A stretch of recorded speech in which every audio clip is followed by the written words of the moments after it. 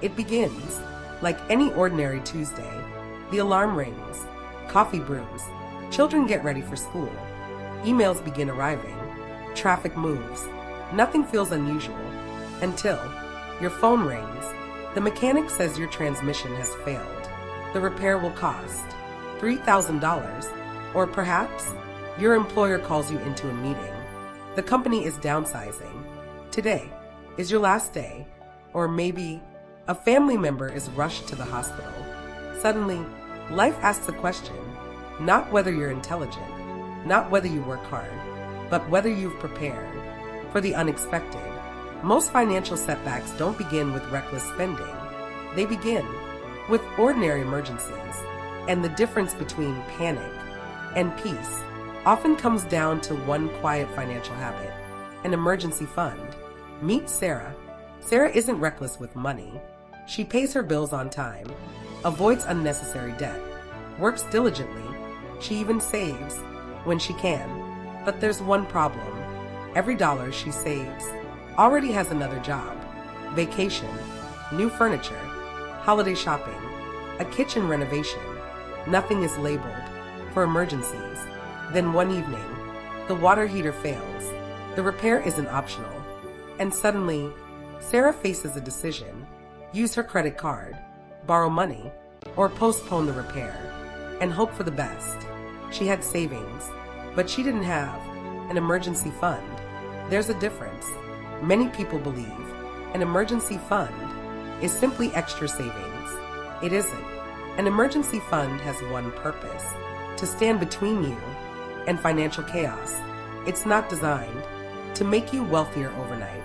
It's designed to keep one unexpected event from becoming 10 unexpected problems. Imagine your financial life as a ship crossing the ocean. Investments help move the ship forward. Income powers the engine. Budgeting keeps it on course. An emergency fund is the lifeboat. You hope you never need it, but if the unexpected happens, you'll be grateful it's there. The first mistake is believing it won't happen to me. Emergencies rarely send invitations. Cars don't wait until payday. Medical bills don't check your calendar.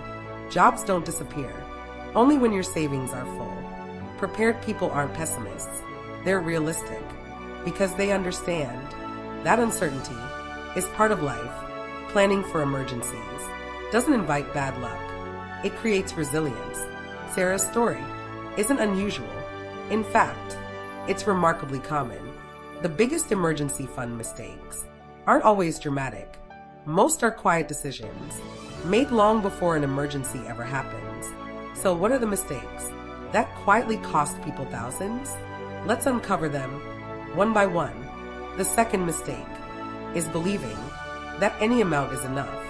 Imagine buying a fire extinguisher that contains only enough water for the first 30 seconds of a fire. Technically, you have one, but when the real emergency arrives, its protection ends too soon. Emergency funds work the same way. A few $100s can solve small surprises: a flat tire, a broken appliance, a medical prescription. But larger emergencies often last longer than we expect. A job loss isn't measured in days. Sometimes it's measured in months.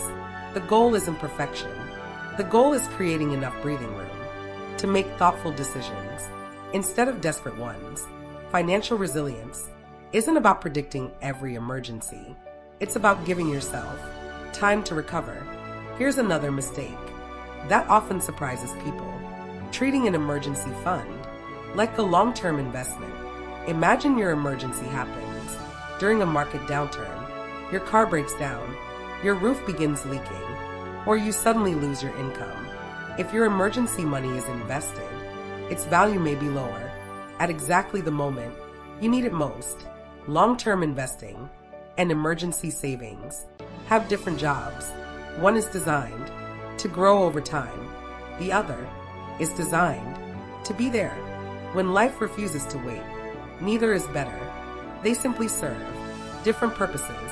The fourth mistake is surprisingly common: calling every unexpected expense an emergency. A holiday sale isn't an emergency. A new phone usually isn't either. Neither is an impulse purchase that simply feels urgent. An emergency fund exists for events that are unexpected, necessary, and difficult to pay for without disrupting your financial stability. The more carefully we define what counts as an emergency, the more effectively our emergency fund protects us when a real crisis arrives.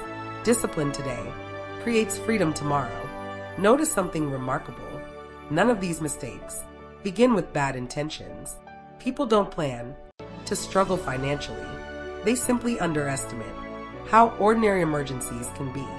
A broken transmission, a leaking roof, a sudden illness, an unexpected layoff. Individually, each event feels manageable. Combined, they can reshape years of financial progress. That's why an emergency fund isn't simply about money. It's about protecting every other financial goal you've worked so hard to build. So far, we've uncovered 4 mistakes. Believing emergencies won't happen, saving too little, treating emergency money like long-term investments, and spending it on things that were never emergencies.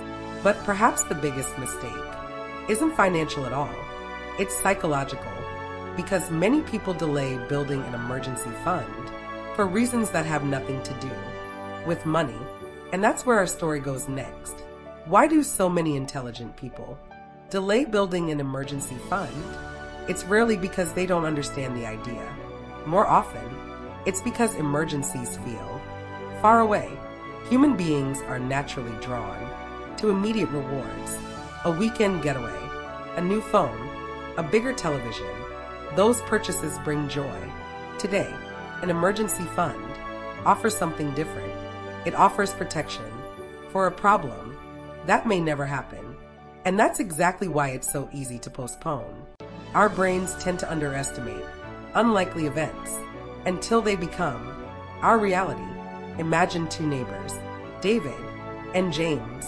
One afternoon, both faced the same emergency, a broken transmission. The repair costs $3,000. David reaches into his emergency fund. He pays the mechanic, drives home, and continues rebuilding his savings. James doesn't have one. He uses a high-interest credit card. The repair is finished, but the emergency doesn't end. Every month, interest quietly grows. The original repair begins costing more than the repair itself. The same emergency, 2 different outcomes. Not because one earned more, because one prepared earlier. Perhaps we've been calling it the wrong name. An emergency fund isn't merely a savings account. It's a peace fund because its greatest return isn't measured in dollars. It's measured in calm decisions. It gives parents room to breathe. It allows families to solve problems without panic. It protects dreams from becoming debt. Money cannot eliminate uncertainty, but thoughtful preparation can reduce its power. So, where do you begin? Not with perfection, with consistency. For some households, the first goal may be enough to cover 1 month's essential expenses. For others, it may grow over time toward 3 to 6 months, depending on income stability, responsibilities, and personal circumstances. The amount isn't universal. The habit is. Small, regular contributions often become meaningful reserves when given enough time. Every transfer is another thread woven into your financial safety net. The purpose of an emergency fund isn't to expect the worst. It's to prepare for life's ordinary uncertainties, because emergencies are rarely scheduled, but preparation can be. And that brings us to the final lesson. Not how much money changes a life, but how much peace it can quietly protect. Here's something remarkable. An emergency fund does more than protect you from bad days. Sometimes it creates room for good ones. Imagine receiving the opportunity of a lifetime, a better job in another city, a chance to start a business, an opportunity to return to school. Every opportunity comes with uncertainty. People living paycheck to paycheck often have fewer choices. not because they lack talent, but because every unexpected expense feels like a crisis. Preparation creates flexibility, and flexibility creates freedom. Financial security isn't just about surviving emergencies. It's about having the confidence to say yes when life presents something better. When investors talk about returns, they often think of percentages: 5%, 8%, 10%. But an emergency fund offers a different kind of return. It returns sleep, confidence, choices. It allows you to focus on solving problems instead of worrying about how to pay for them. Those returns don't appear on a bank statement, yet they may become some of the most valuable returns you'll ever receive, because peace of mind has a value that numbers alone cannot measure. Imagine two homes. From the outside, they look almost identical. The same neighborhood, the same income, the same routines, but behind one front door, an unexpected expense becomes a financial crisis. Behind the other, it's simply a problem to solve. The difference isn't luck, it's preparation. An emergency fund doesn't promise that life will be easy. Cars will still break down, storms will still come, jobs may still change, unexpected moments will still arrive, but preparation changes how those moments unfold. It replaces panic with patience, confusion with clarity, fear with confidence, and perhaps that's the greatest investment of all. Not because it earns the highest return, but because it protects everything else you're building. Emergencies are unpredictable. Preparation doesn't have to be. The strongest financial plans aren't built in moments of crisis. They're built in quiet moments, like today. One small decision, one consistent habit, $1 set aside for a future you cannot yet see. Because wealth isn't only about growing money. Sometimes it's about protecting your peace. I'm Lily, and this is Lily Invests, where money is explained beautifully, so wisdom can last a lifetime. Until next time, keep learning, keep growing, and invest with wisdom.